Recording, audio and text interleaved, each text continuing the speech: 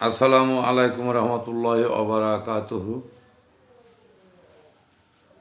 আল্লাহ সূরা ইউনূসের 3 নম্বর আয়াতে আল্লাহ পরিষ্কারভাবে বলেছেন যে তোমাদের প্রতিপালক আল্লাহ, যিনি আকাশমণ্ডলীয় পৃথিবী 6 দিনে সৃষ্টি করেন, অতঃপর তিনি আরশে সমাসীন হন। তিনি সকল বিষয়ে পরিচালনা করেন।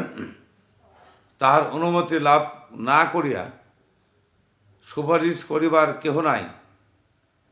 ইনি আল্লাহ তোমাদের প্রতিপালক, সুতরাং তাহার ইবাদত করো। তবুও তুমি তোমার উপদেশ গ্রহণ করিবে না, মানে তোমরা উপদেশ গ্রহণ করবে না। আল্লাহ প্রথম পানির ওপরে ছিলেন, পানির ওপরেই বাস করতেন। সেখান থেকে আল্লাহ তার আরশ কুরসিতে সমাসীন হলেন এবং 6 দিনে উনি আকাশ এবং জমিন, গ্রহ, নক্ষত্র, চন্দ্র, সূর্য সমস্ত 6 দিনে সৃষ্টি করেন এবং আল্লাহ তা কোরআনে তুলে ধরেছেন। এই কারণে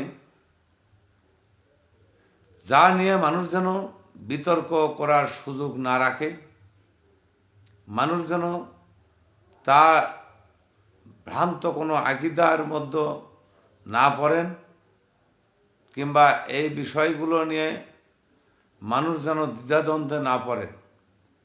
তাই আল্লাহ এই কথাগুলো ইতিহাস হিসেবে আমাদের জ্ঞানে ধারণ করার জন্য আল্লাহ কোরআনে বলেছেন। আল্লাহ কোরআনে না বললেও তো পারতেন, কিন্তু কোরআনটা মূলত 3 ভাগে ভাগ করা হয়েছে। এক ভাগ হচ্ছে ইতিহাস, যা থেকে আমাদের জ্ঞান অর্জন করা খুবই জরুরি। আরেক ভাগ হচ্ছে আদেশ, আর এক ভাগ হচ্ছে নিষেধ। তাই এই 3 ভাগে ভাগ করা হয়েছে কোরআনকে। আপনি ইতিহাস থেকে শুধু জ্ঞান অর্জন করবেন এবং এই জ্ঞানগুলো সমস্ত আপনার ইসলাম ভিত্তিক, আপনার সমস্ত শিক্ষণীয় বিষয়গুলো এবং আদেশ নিষেধগুলো আপনাকে অবশ্যই মানতে হবে।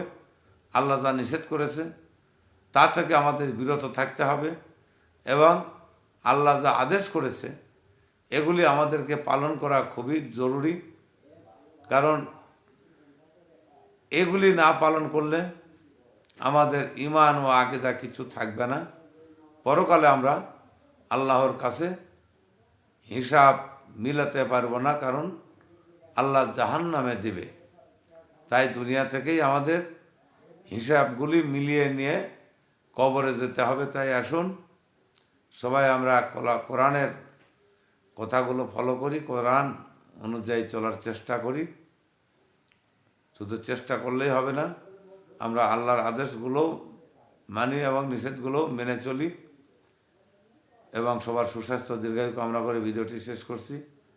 আসসালামু আলাইকুম রহমতুল্লাহ ওয়া বারাকাতুহু।